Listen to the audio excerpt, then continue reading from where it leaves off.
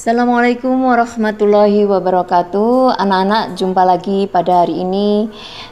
Semoga kalian tetap sehat, tetap menjaga kebersihan, menjaga kebiasaan-kebiasaan yang baik, dan tetap tinggal di rumah walaupun sangat membosankan. Tapi cobalah untuk melakukan hal-hal yang positif yang berguna bagi diri kalian.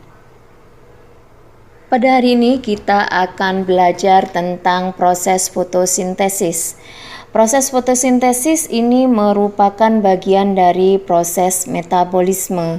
Kita tahu bahwa proses metabolisme dibagi menjadi dua, yaitu anabolisme dan katabolisme. Anabolisme berarti proses penyusunan dan katabolisme berarti proses penguraian. Anabolisme hanya bisa dilakukan oleh tumbuhan hijau yang memiliki klorofil, sedangkan katabolisme itu dilakukan oleh semua makhluk hidup.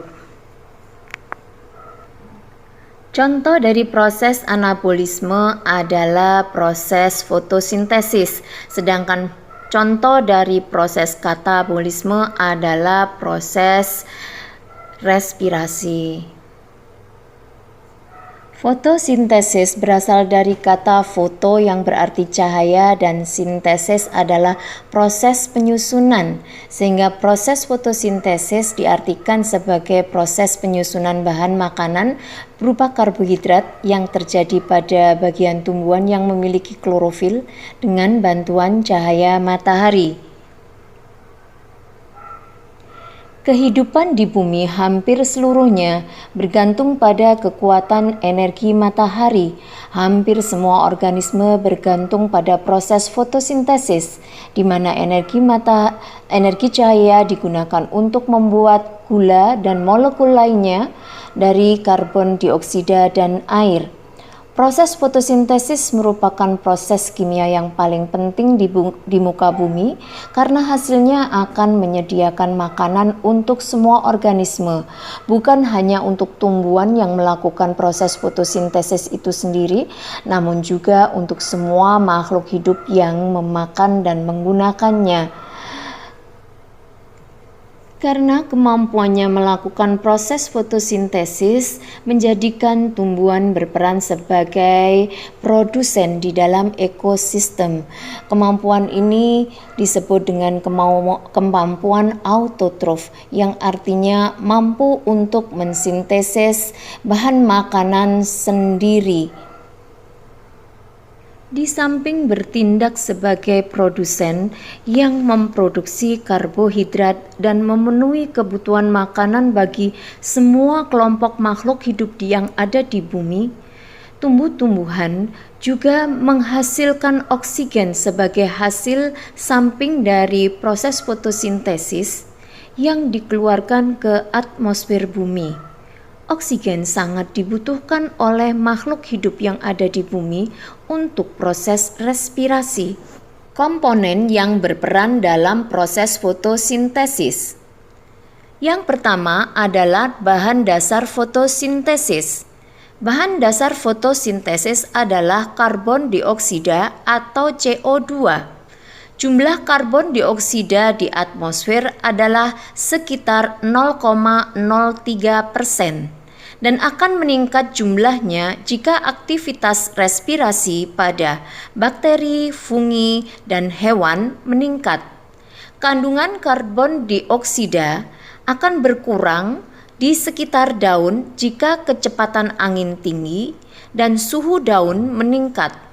Konsentrasi karbon dioksida pada hutan hujan biasanya lebih tinggi dibandingkan dengan konsentrasi karbon dioksida di lapangan terbuka atau di padang rumput. Karbon dioksida merupakan salah satu komponen yang berperan pada laju fotosintesis, namun peranannya dibatasi oleh cahaya matahari. Di alam, tumbuhan darat akan mendapatkan cahaya matahari dengan intensitas yang sangat tinggi. Namun, fotosintesis akan menurun dan menjadi lebih rendah, bahkan berhenti. Ketika cuaca panas, stomata atau mulut daun akan menutup dan suplai karbon dioksida akan menurun. Hal ini terjadi karena cahaya matahari yang kuat mengandung unsur ultraviolet yang tinggi dan dapat merusak tumbuhan. Menutupnya stomata sebagai bentuk reaksi pertahanan diri terhadap kondisi yang tidak menguntungkan. Membukanya stomata akan mengakibatkan penguapan air yang terlalu besar yang akan mengakibatkan kematian pada tumbuhan.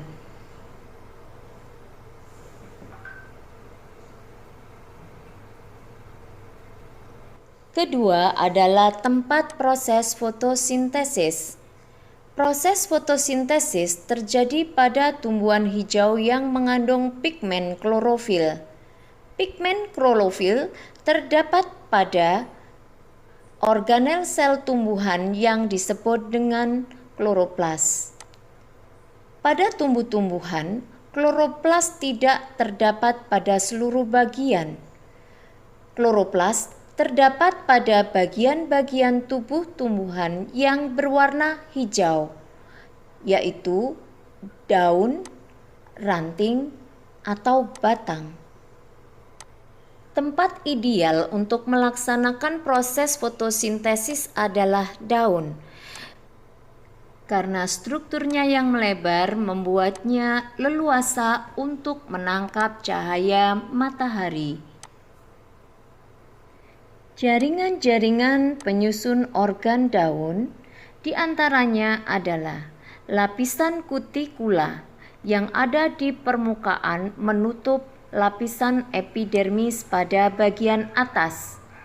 Bagian epidermis adalah jaringan yang tidak mengandung kloroplas, sehingga tidak dapat melakukan proses fotosintesis. Bagian bawah epidermis terdapat jaringan palisade dan jaringan spons. Pada kedua jaringan ini banyak mengandung kloroplas. Jaringan palisade dan jaringan spons biasa disebut dengan daging daun. Pada epidermis bagian bawah terdapat stomata atau mulut daun. Pada sel penjaga stomata mengandung klorofil, sedangkan sel-sel yang berada di sekitarnya tidak mengandung klorofil. Stomata dapat membuka dan menutup karena berfungsi sebagai tempat masuknya karbon dioksida dan keluarnya oksigen hasil fotosintesis. Kloroplas adalah organel sel yang memiliki membran ganda, yaitu membran luar dan membran dalam. Membran bagian dalam mengalami pelipatan-pelipatan ke dalam yang membentuk struktur bertumpuk disebut dengan grana. Antara grana yang satu dengan yang lain dihubungkan oleh lapisan yang disebut dengan lamela intergrana. Sedangkan setiap unit penyusun grana disebut dengan tilakoid. Tilakoid merupakan membran yang tersusun atas lapisan protein dan lemak. Fotosintesis reaksi terang terjadi di dalam membran tilakoid. Ruangan di dalam kloroplas disebut dengan stroma. Stroma adalah tempat terjadinya proses fotosintesis reaksi gelap. Yang ketiga adalah pigmen fotosintesis. Tanpa pigmen, tanaman tidak akan mampu melakukan proses fotosintesis. Secara keseluruhan, fotosintesis terjadi pada kloroplas yang mengandung pigmen klorofil. Klorofil terdiri dari 4 macam, yaitu klorofil A, klorofil B, klorofil C, dan klorofil D. Klorofil A diduga terdapat pada semua tanaman yang melakukan proses fotosintesis. Klorofil B terdapat pada kelompok ganggang hijau, lumut, dan tumbuhan paku dalam jumlah yang sedikit. Pada kelompok diatomi dan ganggang pirang terdapat klorofil C, dan pada kelompok ganggang merah terdapat klorofil D. Di dalam grana, klorofil A dan klorofil B berkelompok dengan perbandingan 12:1 membentuk fotosistem 1. Fotosistem 2 dibentuk oleh klorofil A dan klorofil B dengan perbandingan 1:2. Fotosistem merupakan sistem protein yang tertanam di dalam membran tilakoid. Komposisi perbandingan antara klorofil A dan klorofil B dalam fotosistem berpengaruh terhadap panjang gelombang yang diterima oleh klorofil. Unit fotosintesis terdiri dari sejumlah klorofil A sebagai pusat reaksi. Ada 2 macam unit fotosintesis yang disebut dengan fotosistem 1 dan fotosistem 2. Fotosistem 1 pusat reaksinya adalah klorofil A dan dapat menyerap energi dengan gelombang 680 nanometer hingga 700 nanometer. Sedangkan fotosistem 2 pusat reaksinya tereksitasi jika menerima cahaya dengan gelombang 340 nanometer hingga 680 nanometer. Semua energi cahaya pada unit fotosintesis akan disalurkan ke pusat reaksi. Yang keempat adalah energi. Energi matahari yang digunakan untuk fotosintesis sebanyak 0,5 hingga 2% dari jumlah energi yang sampai ke permukaan bumi yang sekitar 42%. Energi yang diberikan oleh sinar itu bergantung kepada kualitasnya atau berapa panjang gelombangnya, intensitasnya, atau berapa banyak sinar per 1 cm persegi per detik, dan juga pada waktu berapa lama terkena sinar matahari. Sinar matahari terdiri dari berbagai sinar yang berbeda panjang gelombangnya, mulai dari 0,001 nanometer misalnya sinar gamma sampai 100 nanometer misalnya gelombang radio. Diurutkan dari yang bergelombang panjang, sinar-sinar itu adalah merah, jingga, kuning, hijau, biru, nila, dan ungu. Sinar yang gelombangnya lebih panjang dari sinar merah dan yang lebih pendek daripada sinar ungu tidak berguna untuk fotosintesis. Cahaya matahari yang digunakan untuk tumbuhan berfotosintesis adalah cahaya yang tampak atau visible light.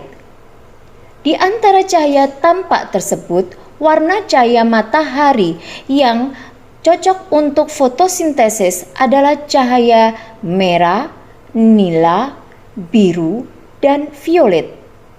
Menurut hasil percobaan, ternyata sinar yang dapat mengakibatkan hasil fotosintesis paling tinggi adalah sinar nila dan sinar merah. Dengan panjang gelombang yang dimiliki oleh cahaya tersebut, tumbuhan dapat berfotosintesis dengan baik. Sinar lain yang bermanfaat untuk fotosintesis adalah inframerah, tetapi ini hanya dibutuhkan oleh kelompok bakteri. Hasil dari penelitian ilmuwan Belanda yang bernama Jan Ingenhousz pada tahun 1779. Enzim. Beberapa enzim terlibat dalam proses fotosintesis sebagai biokatalisator. Artinya, enzim merupakan zat yang dapat mempercepat reaksi, tetapi zat itu sendiri tidak ikut bereaksi. Fungsi enzim yang paling menonjol adalah mengendalikan dan mengkatalisasi aktivitas kimia di dalam tubuh makhluk hidup dan bekerjanya sangat selektif, yaitu hanya pada jenis zat tertentu yang bisa dikerjakan, spesifik dan hanya pada jenis reaksi tertentu yang dikatalisasikan. Efisien yang artinya menurunkan energi aktivasi. Enzim terdiri dari bagian protein yang bersifat tidak aktif yang disebut dengan apoenzim dan bagian yang bukan protein yang bersifat aktif yang disebut dengan koenzim. Vitamin, senyawa organik yang diperlukan dalam jumlah sedikit dan penting bagi zat gizi, merupakan dasar pembentuk koenzim. Jenis koenzim yang terdapat dan berperan pada proses fotosintesis adalah NAD, NADP, dan ATP.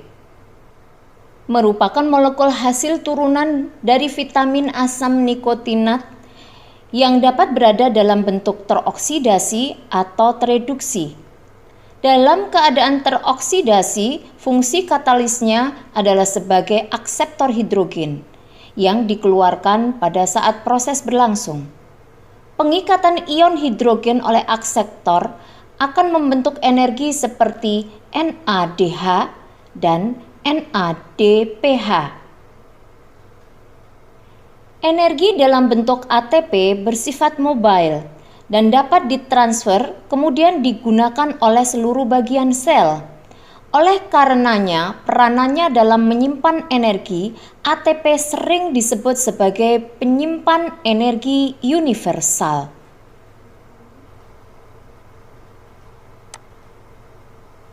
Faktor yang lain yang mempengaruhi proses fotosintesis adalah tahap pertumbuhan.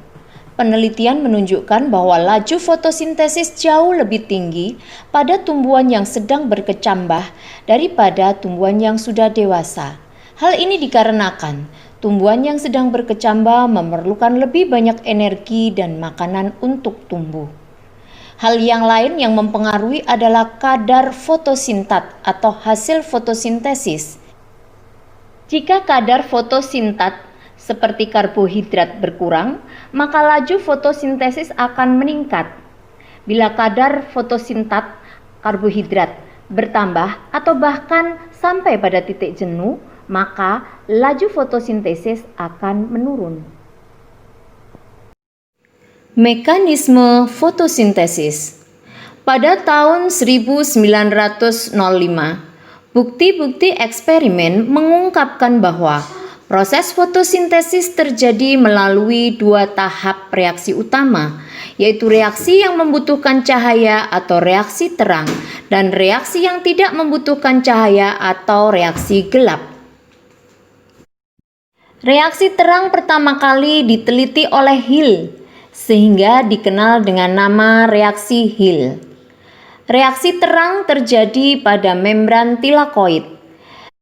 Diawali dengan proses masuknya foton dari cahaya matahari ke dalam fotosistem, kemudian memecahkan air menjadi hidrogen dan oksigen, serta pelepasan elektron.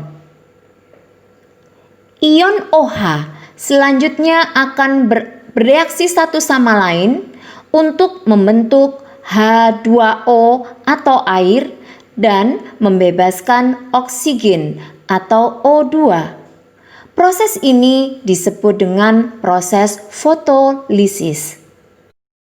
Sedangkan elektron yang tereksitasi atau lepas akan melewati beberapa akseptor elektron dan energinya akan diberikan ke fosfat yang bergabung dengan ADP menjadi ATP. Proses ini disebut dengan proses fosforilasi. Elektron yang berpindah dari satu akseptor elektron ke akseptor elektron yang lain ini akan mengalami penurunan energi.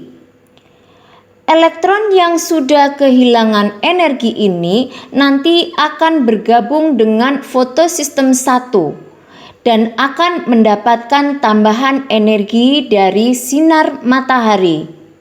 Selanjutnya, dari fotosistem 1, elektron akan diterima oleh NADP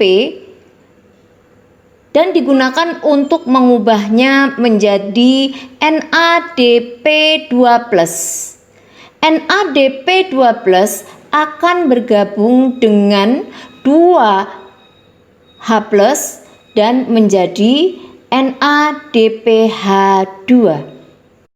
Hasil akhir dari reaksi terang berupa ATP dan NADPH2 yang akan digunakan sebagai sumber energi dan donor hidrogen pada reaksi gelap.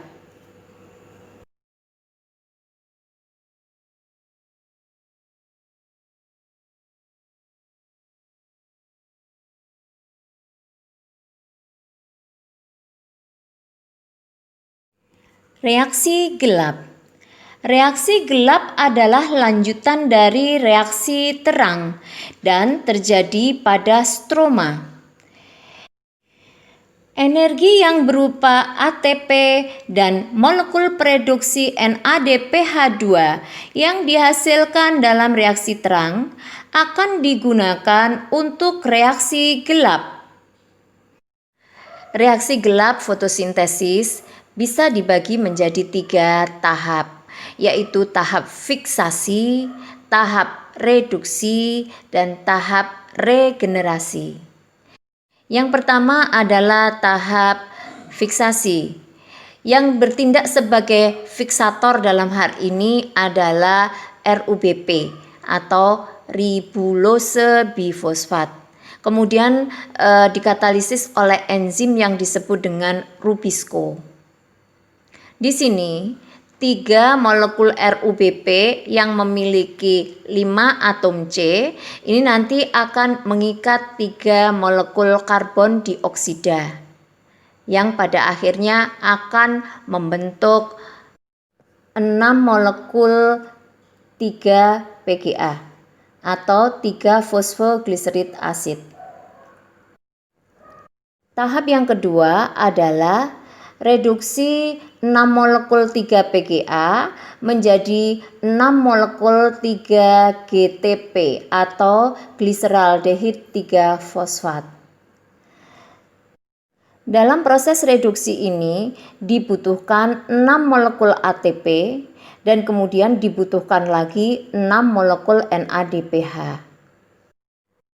Dari 6 molekul yang dihasilkan dalam proses reduksi ini, 1 molekul gliseraldehid 3 fosfat akan disimpan, sedangkan 5 molekul gliseraldehid 3 fosfat akan digunakan untuk membentuk kembali ribulose bifosfat. Tahap yang ketiga adalah proses regenerasi ribulose bifosfat. Dari 5 molekul gliseraldehid 3 fosfat akan terbentuklah 3 molekul ribulose bifosfat. Jadi bisa dilihat di sini 5 molekul gliseraldehid 3 fosfat yang masing-masing memiliki 3 atom C akan dirubah menjadi 3 molekul ribulose bifosfat yang masing-masing memiliki 5 atom C. Dalam proses pembentukan kembali ribulose bifosfat ini dibutuhkan 3 molekul ATP. Sehingga untuk 1 kali siklus Reaksi gelap ini dibutuhkan 9 molekul ATP dan 6 molekul NADPH. Demikianlah siklus kembali pada tahap yang pertama. Untuk membentuk satu molekul glukosa yang memiliki 6 atom C, maka dibutuhkan 2 kali siklus reaksi gelap, di mana 2 molekul gliseraldehid 3 fosfat akan dirubah menjadi 1 molekul glukosa. Jika diakumulasikan, maka untuk membentuk 1 molekul glukosa dibutuhkan 18 molekul ATP dan 12 molekul NADPH.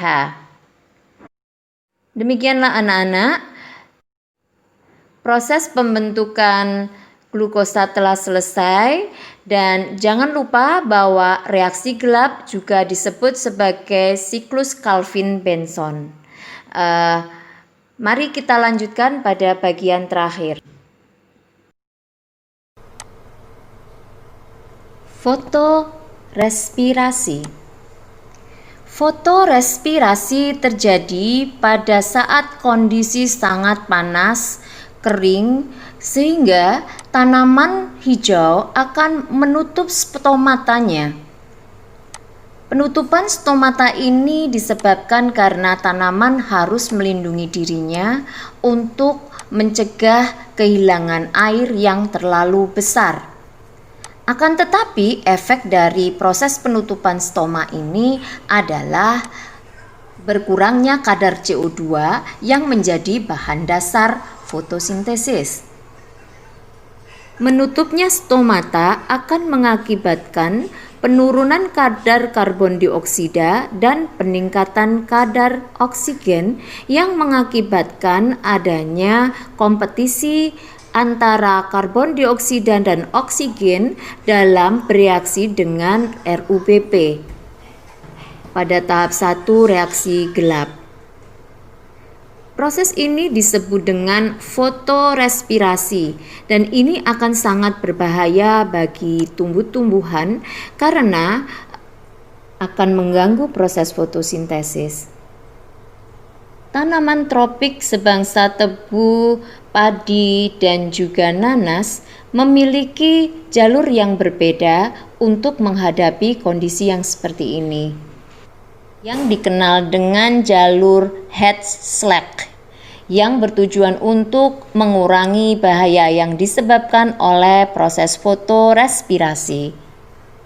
Berdasarkan kemampuannya untuk beradaptasi terhadap kondisi fotorespirasi, tanaman dikelompokkan menjadi golongan kelompok tanaman C3, kemudian kelompok tanaman C4, dan kelompok tanaman CAM.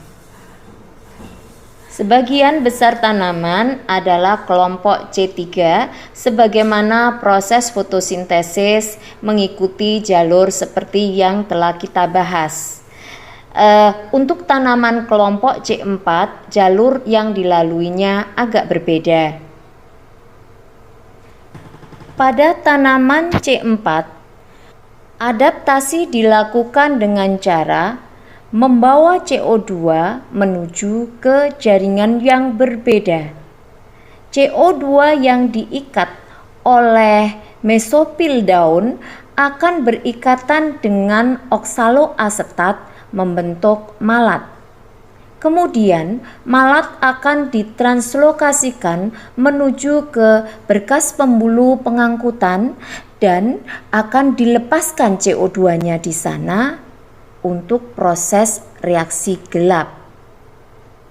Jadi, reaksi terang terjadi di mesofil daun, sedangkan reaksi gelapnya berpindah tempat ke berkas pembuluh pengangkutan. Adaptasi dari tanaman CAM berbeda lagi. Proses fiksasi CO2 dilakukan pada malam hari, Sehingga pada malam hari CO2 akan berikatan dengan oksaloasetat membentuk malat, dan pada siang hari ketika sinar matahari mulai muncul dan reaksi terang terjadi, maka malat akan berubah menjadi asam pirufat dengan melepaskan CO2. Selanjutnya CO2 akan digunakan untuk reaksi gelap. Jadi anak-anak, di sini ada beberapa perbedaan. Di antaranya, jika pada tanaman C3 akseptor CO2 adalah RuBP, maka pada tanaman C4 akseptor CO2 adalah PEP atau fosfoenol pirufat. Demikian juga pada tanaman CAM yang menjadi akseptornya adalah fosfoenol pirufat atau PEP. Penamaan tanaman menjadi kelompok C3 dan C4 itu didasarkan pada senyawa yang pertama kali dibentuk. Pada tanaman C3, senyawa yang pertama kali dibentuk adalah asam fosfogliserat yang memiliki atom C sebanyak 3. Sedangkan kelompok tanaman C4, senyawa yang pertama kali dihasilkan adalah asam oksaloasetat yang memiliki atom C sebanyak 4. Demikian juga pada tanaman CAM. Senyawa yang pertama kali dibentuk adalah asam oksaloasetat. Perbedaan reaksinya juga jelas. Kalau pada tanaman C3, begitu selesai reaksi terang langsung berlanjut pada reaksi gelap pada mesofil daun. Akan tetapi pada tanaman C4, proses reaksi gelap terjadi pada mesofil daun, sedangkan proses reaksi gelap berpindah tempat ke seludang berkas pembuluh pengangkutan. Bentuk adaptasi dari tanaman CAM berbeda lagi. Fiksasi karbon dioksida akan dilakukan pada malam hari untuk kemudian disimpan dan digunakan dalam proses fotosintesis pada siang hari.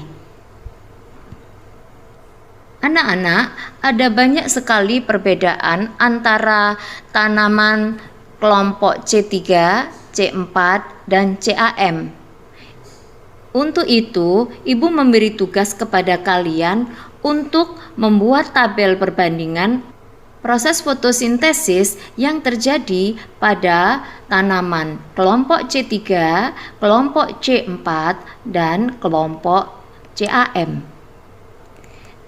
Demikianlah anak-anak, ini adalah bagian terakhir dari bahasan kita tentang fotosintesis. Ibu harap kalian mau membaca, mau belajar lebih dalam, dan jadikanlah diri kalian pembelajar mandiri yang sukses.